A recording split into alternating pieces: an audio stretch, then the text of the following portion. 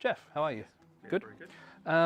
I want to show you something. I've been doing magic for a while, but before I had all the expensive cards and coins and props, I started out with my humble beginnings. You know, back in the kitchen, had to go through the drawers. You know, we've all got that drawer, like the third one down, it's full of bits and bobs. I found this, things like a Matchbox and these washers, so you can check those out. They are what they appear to be, just penny washers. Yep. Yeah. So I found out something quite interesting.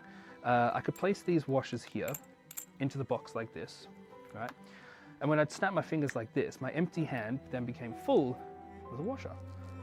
So if one washer was out here, that means that inside the box, there's two washers. Yeah.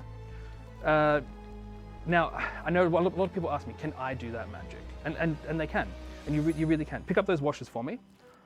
I want you to place them inside there. That was very good. Have you done that before? That was very professional. So this goes then inside here, right? You can hear them inside, yeah? Now, this washer turns to two right there. And that means if there's two there, there should be, hopefully, just one inside the box. But I know what you're thinking. You're thinking, can you do it backwards? And Jeff, I can. I got really good at this. Look, if I place one inside there like that, and I close this matchbox up, then if I take these two here, we'll take one, and we'll take two. So you can hear there's two there. If I just give it a bit of a squeeze, there's one there. Now if there's one there, then there should be two inside the box. Now, it's pretty good, it's not bad.